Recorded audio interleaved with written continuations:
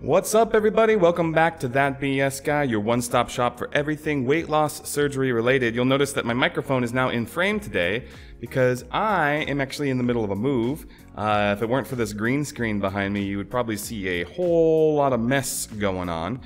But I wanted to make this video for a while, and I didn't really know how to word it because kind of, be honest with you, is more like the antithesis of what this channel actually is. But I think it's important to mention and talk about these things because, well, some of you might be having these feelings, and with most weight loss surgery channels that I have seen, it's very promotional, right? So we're advocating for this decision, and let me be very clear. I truly believe that if weight loss surgery is right for you, that this is a path that, you know, I would very much advocate.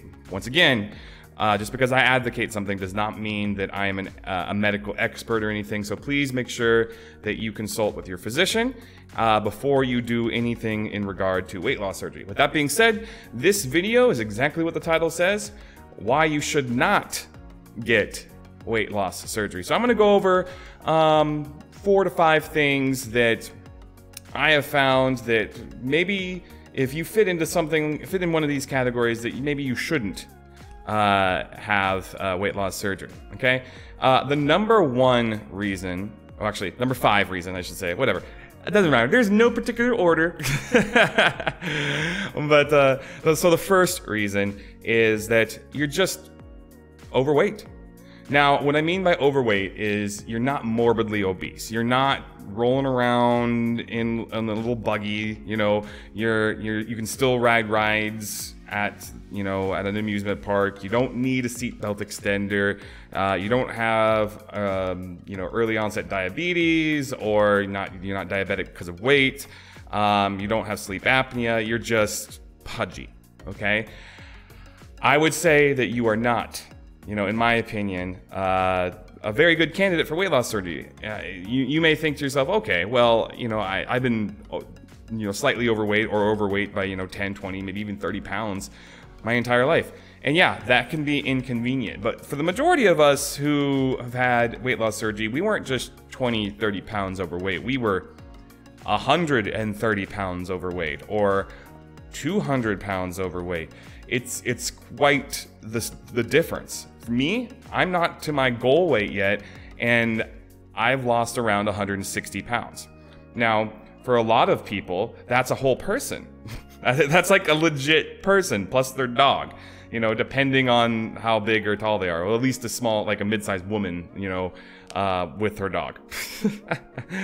So what I'm getting at is that just because you're a little bit overweight does not necessarily translate into you needing weight loss surgery. You could be going that direction, but honestly, diet and exercise and managing what your intake is, the foods that you type of eat, is probably going to fix that problem to begin with. It's not convenient, I get it, but honestly, if you can't even handle that, you probably wouldn't even make it through having bariatric surgery, weight loss surgery.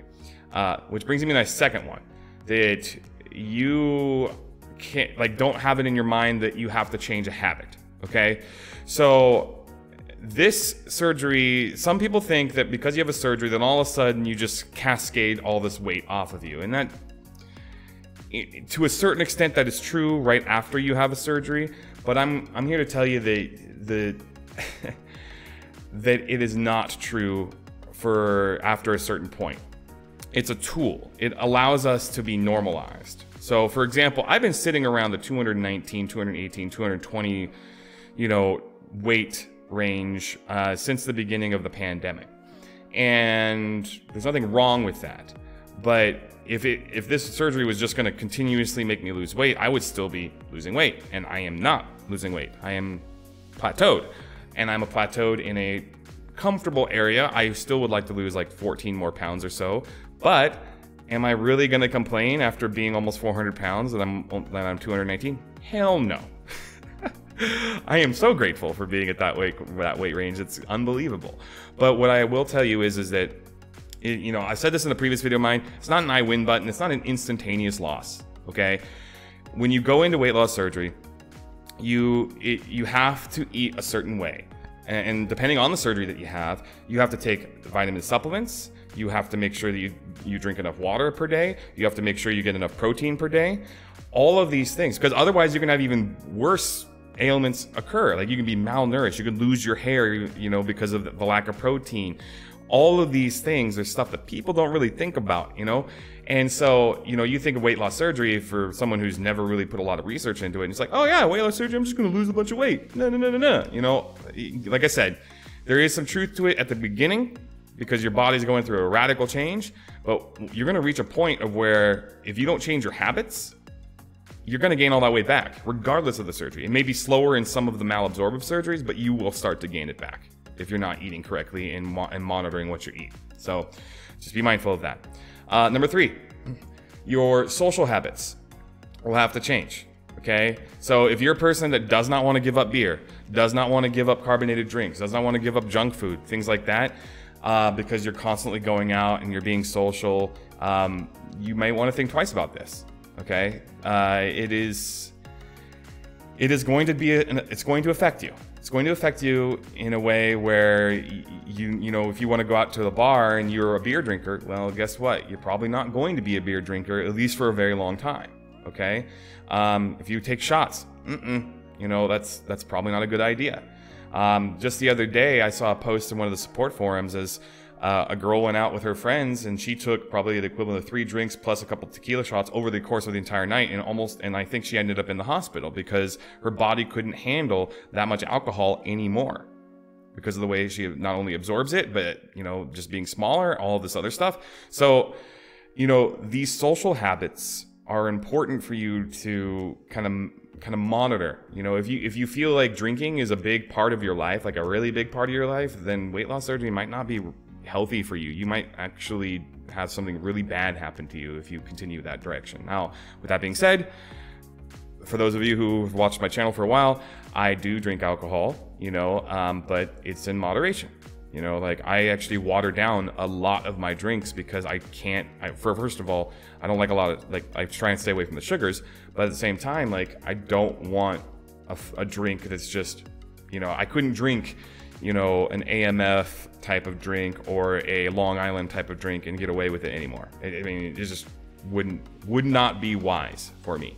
Now, that being said, you do you, okay? But I will say, if, like, in terms of this video's content, I'll just say, if you think that you're not gonna make any kind of social changes, you might want to rethink that, because I would probably venture to guess that some of those social habits contributed to your weight gain.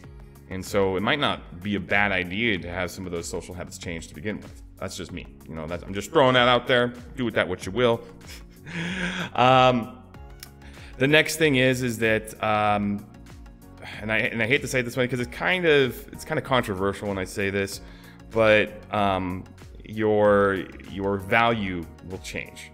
Now, you may perceive yourself as, you know, a thick guy or a BBW, whatever it may be, you know, and you've identified yourself, that is your persona, right? And it's become more of like an iconic thing. Like, you know, I can use myself as an example. Like, you know, my nickname for a lot of people was Big Guy and some other things, and it made me memorable being that size. You know, I'm hard to miss, plainly put, or I was hard to miss, but now I blend in and I'm less memorable.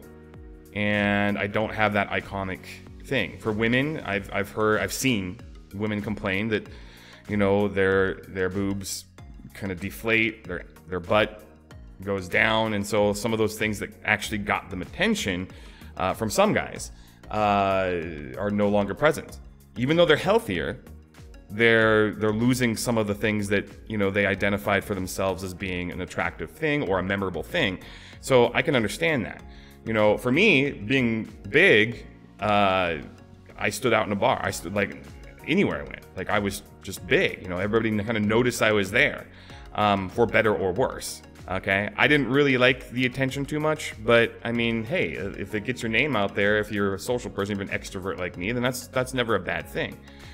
But I will say, if you are a social person like that, or if you have a view of yourself that's centric around your size, you might have some really bad times when it comes down to mental image when you start actually losing weight, particularly when you're in the middle of your transition.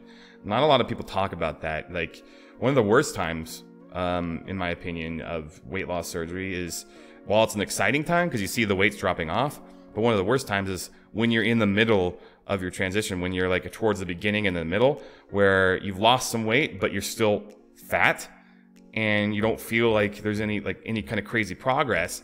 And so you not only are losing the stuff that, you know, you were previously identified for or known for, but at the same time, like, you're still grateful that you're losing. It's weird. It's a weird mental state. It's hard for me to describe, to be quite honest with you.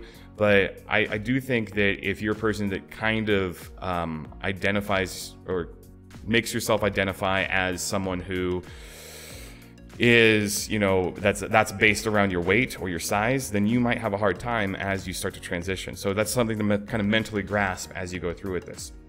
And the last, and surely not least, is if you're a person that can't follow through on things. And that, I mean that in the most general sense of the word. Everything that you do from the moment you receive your pre-operation diet to all your instructions on, you know, working through your soft solids into solids, those transitions, and even kind of monitoring your diet once you're off. Like, you have to have a tremendous amount of dedication and follow through.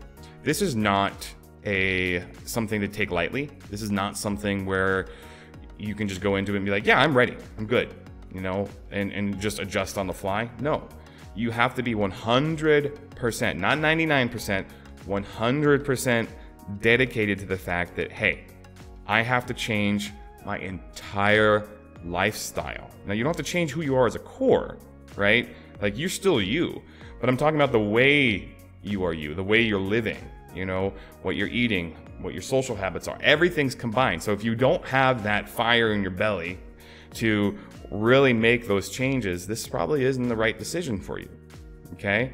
So just keep that in mind as you go through this process, vetting whether or not weight loss surgery is the appropriate means for you. Like I said at the beginning, if you're just a bit overweight, lose the weight. And I hate to sound so crass when I say that, because that's, I mean, I'm not trying to be mean or whatever, because I know firsthand that just losing the weight is not something that's really easy for some people.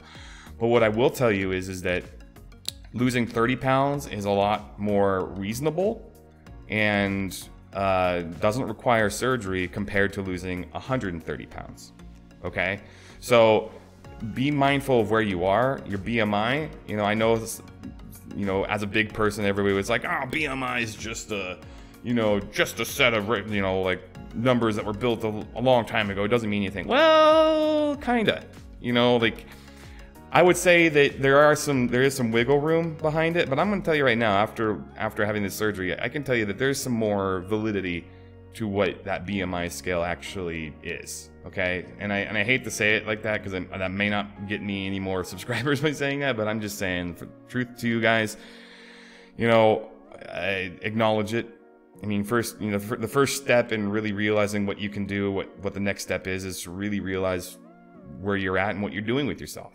Okay, so I hope this video was helpful for some of you who kind of are still contemplating. Now, I would be remiss if I did not say this at the end. If you are not any of those things, if you feel that, hey, you know, I understand what you're saying, man, but I think I'm ready. I don't feel like I fit in any of those categories that you mentioned. I think that this is the right step for me. Then at that point, consult your physician. Make sure that they're on board, and if they are, go to town, my friend. Go to town. I see so many times when people message me either privately or on the forums or whatever it may be, that a lot of it has to do with fear. That thing that's holding you back is not necessarily whether or not you think you should. It's the fear of either money or not having it come out the way you want. Because who wants to do something and have it not work after spending so much money and potentially risking your life to do it? I understand that. But that's why I'm making this video. because I think it's important to acknowledge why you shouldn't have it just as much as the reasons as you should. It's an important thing to balance. And I'm not here to tell you what to do, but I can tell you that there was a reason why I waited a long time, because I pulled the trigger finally when I knew I had to. I looked at myself in the mirror, I'm like, this is not me. This is not who I want to be. I will not be happy if I remain this way. So therefore, I have to change it. And now here I am. Now I have a YouTube channel trying to help you guys, one subscriber at a time. So with that being said, if you enjoyed this video at all, please hit that subscribe button down below, and make sure, and if you want, you can share this video, share any of my videos to anybody. I don't really care. I'd like to get up to 1,000 subscribers. I know that's asking a lot because we're only around 310-ish. But I mean, hey, at this point last year, I had 20. So I can't complain. I'm not doing this for money. I'm just doing this to honestly be as helpful as I can and give my input on things, and hopefully be somewhat entertaining. So, all right, guys, have a good one, and I will talk to you later. Bye-bye.